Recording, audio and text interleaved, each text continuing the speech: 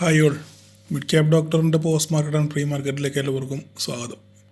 അപ്പോൾ ഇന്നത്തെ കാര്യം നിങ്ങൾ ഈ വീഡിയോ കേൾക്കുന്നത് തന്നെ ചിരിച്ചുകൊണ്ടായിരിക്കും കേൾക്കുന്നതാണ് എൻ്റെ വിശ്വാസം. കാരണം ഒരു 11:30 ആയപ്പോഴത്തേക്കും ഞാൻ പറഞ്ഞു, എല്ലാവരോടും ഞാൻ പറഞ്ഞു, കിട്ടിയതും കൊണ്ട് അവരവരുടെ വീട്ടിൽ പോവുക, ഇവിടെ നിന്ന് കറങ്ങല്ല, ഇവിടെ നിൽക്കരുത് എന്നെല്ലാം പറഞ്ഞ് കൃത്യമായ മാർഗനിർദ്ദേശങ്ങൾ തടഞ്ഞു. രാവിലെ മാർക്കറ്റ് ഓപ്പൺ ചെയ്യുമ്പോൾ എന്താണ് സംഭവിക്കുന്നതെന്നും അതിന് ശേഷം എന്താണ് സംഭവിക്കുന്നതെന്നും എല്ലാ കാര്യവും വളരെ വിശദമായിട്ട് പറഞ്ഞു തന്നു. അതുപോലെ തന്നെ സംഭവിച്ചു. അതിനുശേഷം ആ കാശും മേടിച്ചുകൊണ്ട് വീട്ടിൽ പോകാനും ഞാൻ പറഞ്ഞു. അതിനുശേഷം മാർക്കറ്റിൽ നിന്ന് കളിച്ചവരോട് അങ്ങോട്ട് കൊടുത്ത് നമോഭാഗം പറഞ്ഞവർക്ക് നല്ല നമസ്കാരം എന്ന് മാത്രമേ എനിക്ക് പറയാനുള്ളൂ. അപ്പം ഈ ബൈബിളിനകത്തിലൊരു വാക്യമുണ്ട്, അനുസരണം യാഗത്തേക്കാളും നല്ലതെന്ന്. എന്ന് വെച്ച് കഴിഞ്ഞാൽ എത്ര പറഞ്ഞാൽ കേൾക്കാത്തവനാണെങ്കിലും എന്ത് കാര്യം നടത്തിയിട്ട് യാതൊരു കാര്യമില്ല. അനുസരണം ജീവിതത്തിലുണ്ടെന്നുണ്ടെങ്കിൽ ബാക്കിയെല്ലാം ഉണ്ട്. അപ്പോൾ അതുകൊണ്ട് അനുസരണം പഠിക്കുക. നിങ്ങൾ തന്നെ ചിന്തിച്ച് നോക്കുക.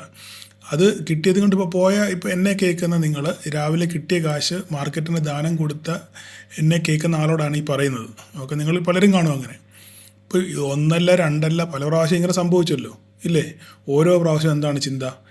ഈ പ്രാവശ്യം പിടിക്കാം, ഈ പ്രാവശ്യം ഒരു ഇങ്ങോട്ട് കിട്ടിയില്ലേ, നമുക്ക് അങ്ങോട്ടൂടെ പിടിക്കാം എന്നുള്ള ധാരണയിൽ പിന്നെയും ഉത്സവപ്പറമ്പിലെ ചൂതുകളി പോലെ അങ്ങോട്ടും ഇങ്ങോട്ടും വെച്ച് കളിച്ചു കാശ് കൊടുത്ത് എന്താ പറയണ്ടേ.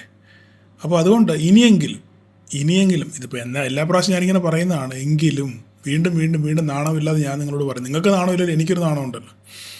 അപ്പം ദയവ് ചെയ്ത് ഒരു ന്യായമായിട്ടുള്ളൊരു പ്രോഫിറ്റ് കിട്ടിക്കഴിഞ്ഞാൽ അതുകൊണ്ട് മാറി നിൽക്കാൻ ശ്രമിക്കുക. അതിനുശേഷം മാർക്കറ്റ് എങ്ങോട്ട് പോയാലും, എപ്പോഴും പറയുന്ന കാര്യമാണ്, എങ്ങോട്ട് പോയാലും നമ്മളത് ബാധിക്കുന്ന കാര്യമല്ല എന്ന് നിങ്ങൾ മനസ്സിലാക്കുക. ഇന്ന് രാവിലെ ഞാൻ വോയിസ് ഇട്ടപ്പോൾ ഞാൻ പറഞ്ഞു, മാർക്കറ്റ് ഈവൻ ഗ്യാപ് ഡൗണിൽ ഓപ്പൺ ചെയ്ത് കഴിഞ്ഞാലും മാർക്കറ്റ് താഴോട്ട് പോയാലും മാർക്കറ്റ് തിരിച്ച് കയറും.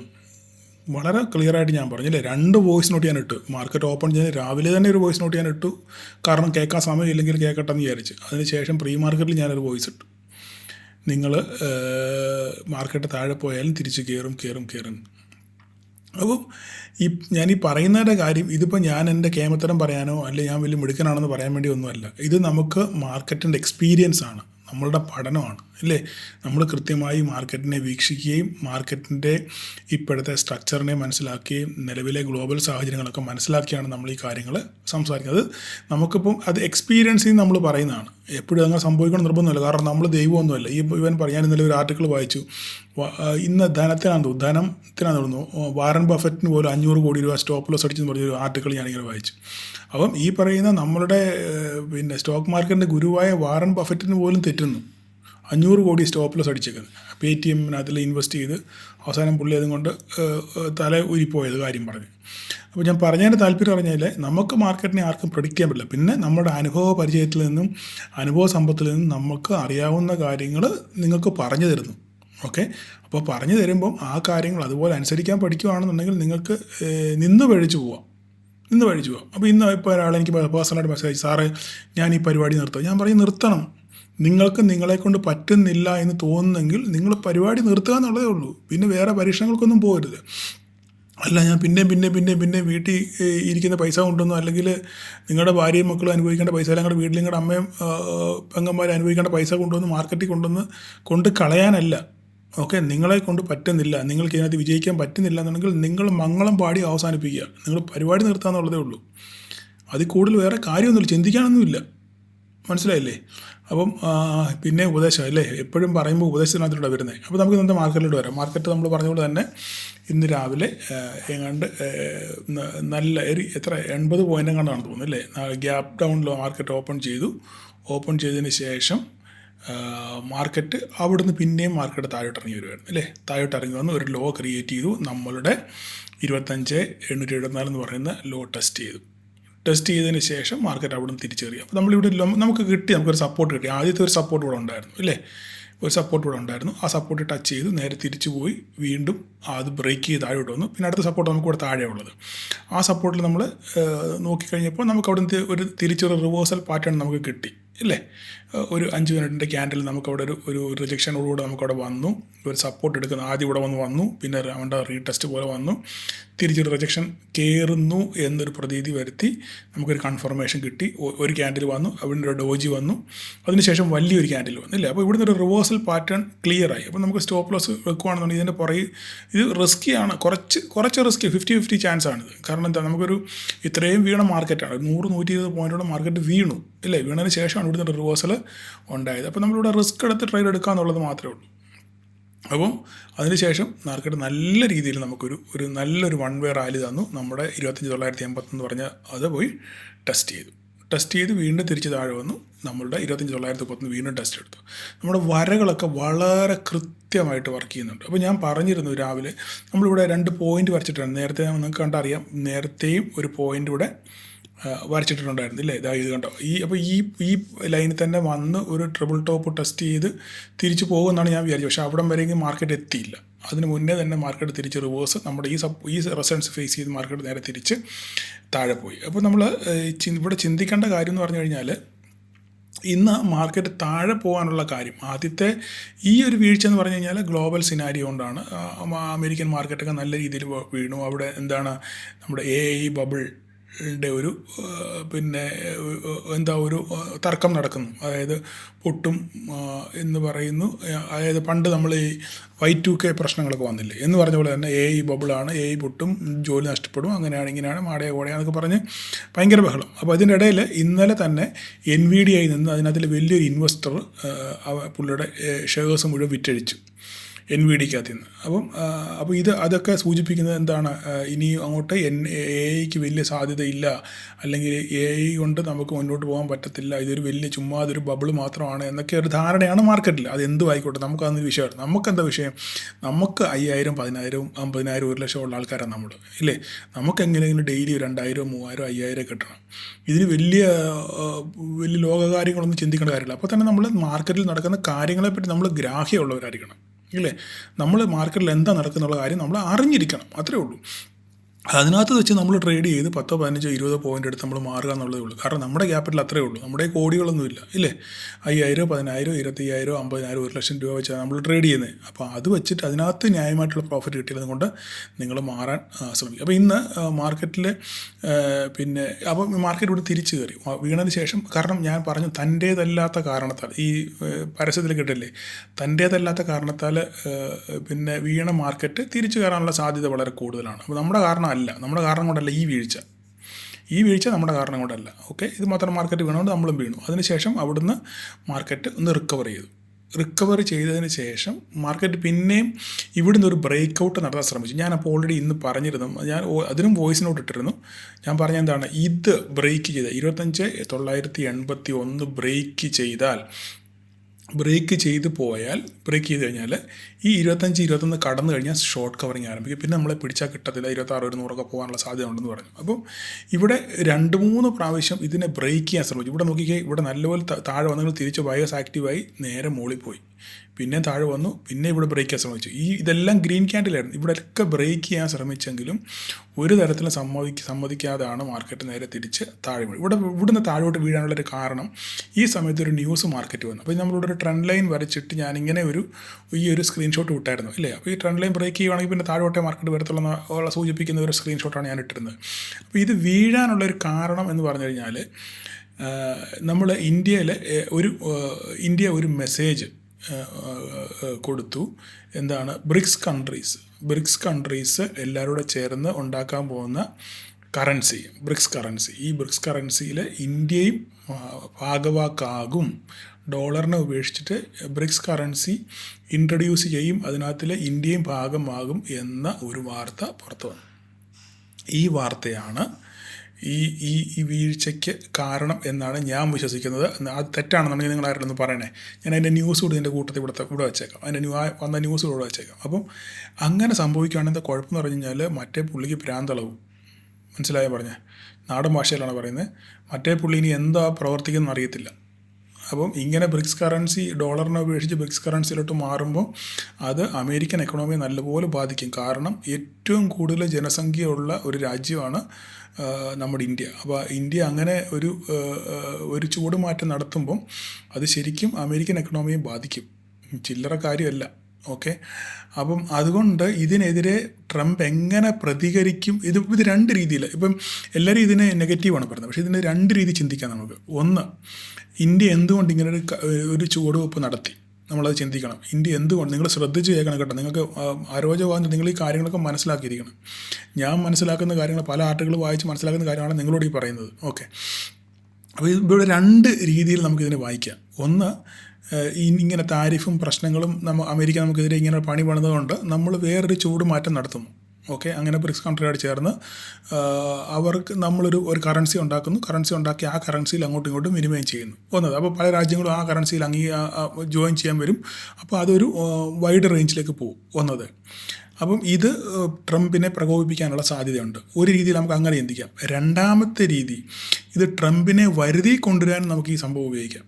അപ്പോൾ ഇങ്ങനെ ഒരു ചൂടുമാറ്റം നടത്തുമ്പം ട്രംപ് പറയുകയാണ്, ഇനി അങ്ങനൊന്നും പോകണ്ട, നിങ്ങൾക്ക് ഞാൻ എക്സംഷൻ തരാം, അല്ലെ വേറെ എന്തെങ്കിലും രീതിയിൽ നെഗോഷിയേഷൻസിൻ്റെ പാതയിലേക്ക് ട്രംപ് വരാനുള്ള സാധ്യതയെ നമുക്ക് തള്ളിക്കളയാൻ പറ്റത്തില്ല. അപ്പോൾ നമ്മൾ രണ്ട് രീതിയിൽ ചിന്തിക്കണം. അപ്പോൾ ഇതിൽ ഏതാണ് സംഭവിക്കാൻ പോകുന്ന അടുത്ത ദിവസങ്ങളിൽ നമുക്ക് അറിയാൻ പറ്റും. ഇതിൻ്റെ ഇടയിൽ ഒരു സംഭവം നടക്കാൻ പോകുന്നത്, പുടിൻ അടുത്ത മാസം ഡിസംബറിൽ ഇന്ത്യ സന്ദർശിക്കുന്നുണ്ട്. ഓക്കെ, അപ്പം അന്നേരം ധാരാളം കരാറുകൾ ഒപ്പിടുന്നുണ്ട്. ഇതും ട്രംപിനെ വിരൽ പിടിപ്പിക്കുന്ന സംഭവവികാസങ്ങളാണ്. അപ്പം അവിടെയും നമ്മൾ നെഗറ്റീവായിട്ടും പോസിറ്റീവായിട്ടും ചിന്തിക്കണം. പോസിറ്റീവായിട്ട് ചിന്തിക്കാൻ അപ്പം ആ സമയത്ത് ഈ കോൺട്രാക്റ്റ് ഒപ്പിടുമ്പം ഈ ധാരണകളൊക്കെ ആകുന്നതിന് മുന്നേ തന്നെ ട്രംപ് പറയുകയാണ്, നിങ്ങൾക്ക് ഞാനും ഫേവർ ചെയ്യാം, അല്ലെങ്കിൽ ഞാൻ അങ്ങനെ ചെയ്യാം, ഇങ്ങനെ ചെയ്യാം, അല്ലെങ്കിൽ എക്സംഷൻ തരാമെന്ന് ട്രംപിൻ്റെ ഭാഗത്തുനിന്നും അങ്ങനൊരു ഒരു പിന്നെ ധാരണ ഉണ്ടാകുകയാണെന്നുണ്ടെങ്കിൽ, നമുക്കൊരു ഓഫർ കിട്ടുകയാണെന്നുണ്ടെങ്കിൽ അതും ഇന്ത്യയെ സംബന്ധിച്ചിടത്തോളം ഒരു പോസിറ്റീവ് കാര്യമാണ്. ഇപ്പോൾ ഈ ബ്രിക്സ് രാജ്യങ്ങൾ ചേർന്നുള്ള കറൻസി ഉണ്ടാക്കാൻ പോകുന്നു, അതിൽ ഇന്ത്യയും ഭാഗമാക്കൊക്കെ എന്ന് പറഞ്ഞതിൻ്റെ അടിസ്ഥാനത്തിലാണ് ഈ സംഭവം ഇവിടെ നിന്ന് ഇങ്ങോട്ട് പൊട്ടാനുള്ള കാര്യം എന്നാണ് ഞാൻ വിശ്വസിക്കുന്നത്. ഇനി അടുത്തൊരു കാര്യം എന്ന് പറഞ്ഞു കഴിഞ്ഞാൽ, പീയൂഷ് ഗോയൽ പറഞ്ഞിട്ടുണ്ട്, ഏകദേശം നമ്മുടെ കരാറുകളെല്ലാം ഏകദേശം ധാരണയായി, കാര്യങ്ങളെല്ലാം ഫൈനലൈസ് ചെയ്തു. പക്ഷെങ്കിൽ രണ്ടു പേർക്കും കൂടെ സ്വീകാര്യമായി, രണ്ടു പേർക്കും ഫെയറായ രീതിയിൽ മാത്രമേ അത് ഇംപ്ലിമെൻറ്റ് ചെയ്യൂ എന്നൊരു സംശയത്തിൻ്റെ നിഴൽ വെച്ച് പുള്ളി ഡയലോഗ് പറഞ്ഞിട്ടുണ്ട്. ഇന്നത്തെ എക്കണോമിക് ടൈംസിൽ ഞാൻ വായിച്ചതാണത്. അപ്പം ഒരു സംശയത്തിന് നിഴലുണ്ട് അതിനകത്തിൽ. ട്രേഡ് ഡീലെല്ലാം കഴിഞ്ഞു, കാര്യങ്ങളെല്ലാം സംസാരിച്ചു, എല്ലാം ക്ലിയറായി. പക്ഷെങ്കിൽ അത് ഇംപ്ലിമെൻറ്റ് ചെയ്യണമെന്നുണ്ടെങ്കിൽ രണ്ടുപേരും തമ്മിൽ സമവായം വരുത്തി മാത്രമേ അത് ഇംപ്ലിമെൻറ്റ് ചെയ്യൂ, രണ്ടുപേർക്കും ഒരു ഫെയർ ഡീലായിരിക്കണം എന്നുള്ള രീതിയിൽ ഒരു സംശയത്തിൻ്റെ ധ്വനി വെച്ചിട്ടാണ് പീയൂഷ് ഗോയൽ സംസാരിച്ചേക്കുന്നത്. അതും ഒരു അൺസർട്ടനിറ്റിക്ക് കാര്യമാണ്. അപ്പം ഇതെല്ലാം കൂടെ ചിന്തിക്കുമ്പം മൊത്തം ജഗപൊഹയാണ്. ഓക്കെ, ഇതിൻ്റെ ഇടയിൽ ഏതെങ്കിലും രീതിയിൽ പെട്ടെന്ന് തന്നെ താരിഫ് പ്രഖ്യാപിക്കുകയാണെന്നുണ്ടെങ്കിൽ ഈ വീഴ്ച എന്നൊരു പ്രശ്നമല്ല, നേരെ തിരിച്ച് മേലോട്ട് കയറി പോകാനുള്ള സാധ്യത വളരെ കൂടുതലാണ്. അപ്പോൾ നമുക്ക് സത്യം പറഞ്ഞു കഴിഞ്ഞാൽ, നമ്മളിപ്പോൾ ഇതിൻ്റെ ഡേ ക്യാൻഡിൽ നോക്കിക്കഴിഞ്ഞാൽ, നമ്മൾ ഡേ ക്യാൻഡിൽ നോക്കുകയാണെന്നുണ്ടെങ്കിൽ ഡേ ക്യാൻഡിൽ നോക്കിയാൽ ഇവിടെ എന്താ സംഭവിച്ചേക്കുന്നത്, ഞാൻ ഇന്നലെ പറഞ്ഞിരുന്നു. ഇവിടെ നിന്ന് ഇങ്ങനെ നമ്മളൊരു ലൈൻ, ഇതൊക്കെ പണ്ടേ വരച്ചിരിക്കുന്ന ലൈനുകളാണ് അല്ലേ. അപ്പോൾ ഇവിടെ നോക്കിക്കഴിഞ്ഞാൽ ഇതൊരു ബെയറിഷ് എൻഗൾഫിംഗ് ആണ് ഉണ്ടായിരിക്കുന്നത് അല്ലേ, ഒരു ബെയറിഷ് എൻഗൾഫിംഗ്. ഞാൻ പറഞ്ഞു, ഇതിൻ്റെ മുകളിൽ സസ്റ്റെയിൻ ചെയ്തെങ്കിൽ മാത്രമേ ഫർദറായിട്ട് മുകളിൽ പോകാൻ പറ്റത്തുള്ളൂ. അപ്പോൾ ഇന്നത്തെ ഡേയും നോക്കിയാലേ മാർക്കറ്റ് അങ്ങോട്ടോ ഇങ്ങോട്ടോ ഒന്നും പറയാൻ പറ്റത്തുള്ളൂ എന്ന് ഞാൻ ഇന്നലെ പറഞ്ഞിരുന്നു. അപ്പോൾ ഇവിടെ നോക്കിയാൽ ഇതൊരു ബെയറിഷ് എൻഗൾഫിംഗ് ആണ്. അപ്പോൾ ഇത് സൂചിപ്പിക്കുന്നത് എന്താണ്, ഒരു സ്ട്രോങ് സെല്ലിംഗ് ആണ് സൂചിപ്പിക്കുന്നത്. അപ്പോൾ സ്ട്രോങ് സെല്ലിംഗ് സൂചിപ്പിക്കുകയാണെന്നുണ്ടെങ്കിൽ ഇനിയും മാർക്കറ്റ് തിരിച്ച് അപ്സൈഡ് പോകണമെന്നുണ്ടെങ്കിൽ നാളെ ഇതിന് മുകളിൽ തന്നെ നാളെ ക്ലോസ് ചെയ്യണം. ഇല്ല, താഴോട്ട് വരുവാണെന്നുണ്ടെങ്കിൽ ഈ പറഞ്ഞ ഡോട്ടഡ് ലൈനില്ലേ, ഈ ഡോട്ടഡ് ലൈൻ ഒരു സപ്പോർട്ടാണ്. നമ്മൾ നേരത്തെ വരച്ചിട്ടാണ്. ഇവിടെ പ്രീവിയസ്ലി ഇതിൻ്റെ സപ്പോർട്ടുണ്ട്. ഇവിടെ ഞാൻ വേണമെങ്കിൽ അത് ക്ലിയർ ആയിട്ട് വരച്ചിട്ടേക്കാം, അല്ലെങ്കിൽ ഇത് ഇങ്ങോട്ട് നീക്കി വരയ്ക്കാം. ഇതൊരു സപ്പോർട്ട് ലൈനാണ്. ഇത് നമ്മൾ ഡേ വൈസിൽ മാത്രം നോക്കാം, ഇൻട്രാഡേ നോക്കരുത്. ഡേ വൈസിൽ നിങ്ങൾ നോക്കിക്കഴിഞ്ഞാൽ ഇത് ഒരു പക്ഷേ ഇവിടെ വന്ന് ഇതൊരു സപ്പോർട്ടായിട്ട് ആക്ട് ചെയ്യാനുള്ള സാധ്യതയുണ്ട്. ഈ സപ്പോർട്ടും പൊട്ടിയാൽ അടുത്ത ഈ സപ്പോർട്ട് ഡേ വൈസിലാണ് പറയുന്നത്. ഈ സപ്പോർട്ടും പൊട്ടിയാൽ അടുത്ത ഈ സപ്പോർട്ട്. അപ്പോൾ ഇത് എന്താ സംഭവിക്കുന്നുള്ളത് അടുത്ത ദിവസങ്ങളിൽ നിങ്ങൾ ഡേ വൈസിൽ മാർക്കറ്റിന് ശേഷം മാർക്കറ്റ് ക്ലോസ് ചെയ്യുമ്പം ഇതിൻ്റെ അവസ്ഥ എങ്ങനെയാണെന്ന് നിങ്ങളൊന്ന് മനസ്സിലാക്കി വെക്കുക. ഓക്കെ, അത്രയും ഭാഗം അതിനെപ്പറ്റി പറയാനുള്ളൂ. ഓക്കെ, അപ്പോൾ അത് നമുക്ക് ക്ലോസ് ചെയ്യാം. ഇനിയിപ്പോൾ നാളെ എന്താ സംഭവിക്കുന്നത്? നാളെ സംഭവിക്കാൻ പോകുന്നത്, നമുക്കിവിടെ ശക്തമായൊരു ട്രെൻഡ് ലൈൻ ഉണ്ട് ഇവിടെ അല്ലേ. ഈ ട്രെൻഡ് ലൈൻ നമ്മുടെ ഒരു വലിയ സപ്പോർട്ടാണ്. നമ്മൾ പണ്ട് തൊട്ടേ വരച്ചിരിക്കുന്ന ഒരു ട്രെൻഡ് ലൈനാണിത്. ഒരു 1.5 വർഷമായിട്ട് ഈ ട്രെൻഡ് ലൈൻ വളരെ കൃത്യമായിട്ട് ആക്ട് ചെയ്യുന്നതാണ് എന്നും പറയുന്ന കാര്യമാണ്. അപ്പം നാളെ ഈ ട്രെൻഡ് ലൈൻ ബ്രേക്ക് ചെയ്യുന്നുണ്ടെന്ന് നോക്കുക. അങ്ങനെ ബ്രേക്ക് ചെയ്താൽ ബ്രേക്ക് ചെയ്ത് ഈ 25,840 പൊട്ടിച്ചാൽ, ഇത് ലൈനുകളെല്ലാം ഇവിടെ കിടപ്പുണ്ട്, നമ്മൾ പുതിയതായിട്ട് വരയ്ക്കേണ്ട കാര്യമൊന്നുമില്ല. ഈ 840 പൊട്ടിച്ച് കഴിഞ്ഞാൽ 805, 763, 697. ഓക്കെ, ഇതൊക്കെ കാണാനുള്ള സാധ്യത വളരെ കൂടുതലാണ് താഴോട്ട് വന്നാൽ. ഇനി തിരിച്ച് മുകളിലോട്ട് പോയാലോ? തിരിച്ച് മുകളിലോട്ട് പോയാൽ വളരെ ക്ലിയറായിട്ട് പറയാം, ഈ 26,021 കടക്കണം. ഈ ഹൈയെങ്കിലും കടന്നെങ്കിൽ, ഈ 25,981 കടന്നെങ്കിൽ മാത്രമേ നമുക്ക് ഓക്കെ മുകളിലോട്ട് പോകും എന്ന് പറയാൻ പറ്റത്തുള്ളൂ. അതിൻ്റെ കൺഫർമേഷൻ ഈ 26,025 ഇത് ഇന്നത്തെ ഓപ്പണിംഗ് ആണിത്, ഇന്നത്തെ ഓപ്പണിംഗ് അത് കേട്ടോ. ഇന്ന് ഞാൻ രാവിലെ പറഞ്ഞത് മാർക്കറ്റ് 100 പോയിൻ്റ് ഗ്യാപ് ഡൗൺ എന്നാണല്ലോ പറഞ്ഞത്. അല്ല, മാർക്കറ്റ് ഇവിടെ ഓപ്പൺ ചെയ്തതിന് ശേഷം നേരെ തിരിച്ചായിട്ട് ഇറങ്ങി വന്നു കേട്ടോ. നിങ്ങൾ തെറ്റിദ്ധരിക്കല്ലേ. മാർക്കറ്റ് 30 പോയിൻ്റ് ഫ്ലാറ്റായിട്ട് ഓപ്പൺ ചെയ്തത്, അല്ല 30 പോയിൻ്റ് പോസിറ്റീവിലാണ് ഓപ്പൺ ചെയ്തതിന് ശേഷമാണ് മാർക്കറ്റ് തിരിച്ച് താഴോട്ടിറങ്ങി വന്നത്. 30 പോയിൻ്റ് പോസിറ്റീവിലാണ് ഓപ്പൺ ചെയ്തതാണ് എൻ്റെ വിശ്വാസം. 30 പോയിൻ്റ് പോസിറ്റീവിൽ ഓപ്പൺ ചെയ്തതിന് ശേഷമാണ് നേരെ തിരിച്ച് താഴോട്ടിറങ്ങിയത് കേട്ടോ. ഞാൻ ഗ്യാപ് ഡൗൺ എന്നാണ് പറഞ്ഞുതരാം, ക്ഷമിക്കണേ. അപ്പം ഇപ്പോൾ നമുക്കിനി ഇത് വേണ്ട. ഓക്കെ, അപ്പോൾ ഇനി ഞാൻ പറഞ്ഞത് ഇത് കടക്കണം. നാളെ മാർക്കറ്റ് മുകളിലോട്ട് വരണമെന്നുണ്ടെന്നുണ്ടെങ്കിൽ 25,981 കടന്നെങ്കിൽ മാത്രമേ നമുക്കൊരു ബുള്ളിഷ് പറയാൻ പറ്റത്തുള്ളൂ. അതിൻ്റെ കൺഫർമേഷൻ കിട്ടണമെങ്കിൽ ഈ 26,025 ക്രോസ് ചെയ്യണം. ഒരു 15 മിനിറ്റ് തന്നെ നമ്മൾ സസ്റ്റെയിൻ ചെയ്യണം. അങ്ങനെ സസ്റ്റെയിൻ ചെയ്ത് കഴിഞ്ഞാൽ മാർക്കറ്റ് ഫർദറായിട്ട് മുകളിലോട്ട് പോകും. ഇത് നിലനിർത്തുന്നില്ലെങ്കിൽ, ഈ 25,981 നിലനിർത്തുന്നില്ല എന്നുണ്ടെങ്കിൽ മാർക്കറ്റ് താഴോട്ട് തന്നെ വരാനുള്ള സാധ്യത വളരെ കൂടുതലാണ്. ഈ ട്രെൻഡ് ലൈൻ വളരെ ഇമ്പോർട്ടൻ്റ് ആണ്. ഇത് പൊട്ടിക്കഴിഞ്ഞ് കഴിഞ്ഞാൽ 805, 763, 697 ഇതൊക്കെ നമുക്ക് കാണേണ്ടി വരും. പക്ഷേങ്കിൽ ഇന്ന് നമ്മൾ നോക്കിക്കഴിഞ്ഞാൽ, അപ്പോൾ ഇതിൻ്റെ കാര്യം കഴിഞ്ഞാൽ നമ്മൾ നോക്കിക്കഴിഞ്ഞാൽ ബാങ്ക് നിഫ്റ്റി ഇന്ന് വളരെ സ്ട്രോങ് ആയിരുന്നു. അവസാന നിമിഷം മറ്റേ ആ ന്യൂസ് വന്നപ്പോഴാണ് ഇത് പൊട്ടിയത്. അതുവരെ ബാങ്ക് നിഫ്റ്റി പിടിച്ചു നിന്നു, ഒരു പ്രശ്നങ്ങളും ഇല്ലാതെ ബാങ്ക് നിഫ്റ്റി ഇതാ നോക്കിക്കേ. രാവിലെ ഓപ്പൺ ചെയ്തെങ്കിലും താഴെയൊന്നും പോയില്ല, ഇവിടെ തന്നെ പിടിച്ച് നിൽക്കുമായിരുന്നു. പിടിച്ച് നമ്മുടെ റെസിസ്റ്റൻസിൽ ഇങ്ങനെ ടച്ച് ചെയ്ത് ഇങ്ങനെ ആടിക്കളിച്ച് നിൽക്കുമായിരുന്നു. അവസാന നിമിഷം ഇത് ബ്രേക്ക് ചെയ്ത് മുകളിലോട്ട് പോകാൻ ശ്രമിച്ചെങ്കിലും ആ ന്യൂസിൻ്റെ പുറത്താണ് ഈ സാധനം നേരെ താഴെ പോയിരുന്നത്. പക്ഷേങ്കിൽ നിലവിൽ നമ്മൾ താരതമ്യേന നോക്കുകയാണെന്നുണ്ടെങ്കിൽ ബാങ്ക് നിഫ്റ്റി കുറച്ച് സ്ട്രോങ് ആണ്. കാരണം നമ്മൾ HDFC ഒക്കെ നോക്കുകയാണെന്നുണ്ടെങ്കിൽ വലിയ പ്രശ്നങ്ങളൊന്നും ഇല്ലാതാണ് പോകുന്നത്. 4 പോയിൻറ്റ് മാത്രമേ ഇന്ന് വീണുള്ളൂ. ICICI 5 പോയിൻറ്റ് മാത്രം, Kotak bank 9 point, axis bank 15 point positive ആയിരുന്നു, SBI ഫ്ലാറ്റ് ആയിരുന്നു. അപ്പം ബാങ്ക് എല്ലാം വളരെ സ്ട്രോങ് ആണ്. റിലയൻസും സ്ട്രോങ് ആണ്. നമ്മളെ കൊണ്ടുപോയത് നശിപ്പിച്ചത് മുഴുവൻ IT ആണ്. കണ്ടില്ല, ഇൻഫി 21 പോയിൻറ്റും TCS 15 പോയിൻറ്റും. ഈ ഇൻഫിയാണ് നമ്മളെ നശിപ്പിച്ചത്. ഓക്കെ, അപ്പോൾ നാളെ ഇനി ഈ റിലയൻസും ഈ പറയുന്ന ഇത്രയും പേരും ഒന്ന് സ്ട്രോങ് ആയിട്ട് നിൽക്കുകയും ഇൻഫിയും TCS ഒന്ന് ഫ്ലാറ്റായിട്ട് ന്യൂട്രലായിട്ട് നിൽക്കുകയും ചെയ്യുകയാണെന്നുണ്ടെങ്കിൽ നമ്മളങ്ങ് തിരിച്ച് കയറിപ്പോകും. പക്ഷേ ഇന്ന് രാത്രിയിൽ ഇപ്പോൾ US മാർക്കറ്റിൻ്റെ കഥ കൂടെ നമ്മൾ നോക്കണം. ഇപ്പം നിലവിലെ അവസ്ഥ വെച്ച് നമ്മൾ നോക്കുകയാണെന്നുണ്ടെങ്കിൽ US മാർക്കറ്റ് നെഗറ്റീവിലാണ് ഓടിക്കൊണ്ടിരിക്കുന്നത്. 375 പോയിൻറ്റ് ഫ്യൂച്ചർ 375 പോയിൻറ്റ് നെഗറ്റീവിലാണ് ഇപ്പം ഓടിക്കൊണ്ടിരിക്കുന്നത്. ഇനിയിപ്പം എന്ത് സംഭവിക്കും എന്നുള്ളത് നമുക്ക് കണ്ടറിയാം. ഓക്കെ, അപ്പോൾ അടുത്തത് മിഡ് ക്യാപ്പാണ്. മിഡ് ക്യാപ്പ് നോക്കിക്കഴിഞ്ഞാൽ മിഡ് ക്യാപ്പ് വളരെ സ്ട്രോങ് ആണ്. പൊട്ടും എന്നൊക്കെ തോന്നിയെങ്കിലും അത്ര കണ്ടറിയാം. ഈ ലാസ്റ്റ് മൊമെൻറ്റിലെ ആ ഒരു ന്യൂസിൻ്റെ പുറത്താണ് ഈ സംഭവം ഇത്രയും വീണത്. കറക്റ്റ് നമ്മുടെ സപ്പോർട്ട് എടുത്താണ് നിൽക്കുന്നത്.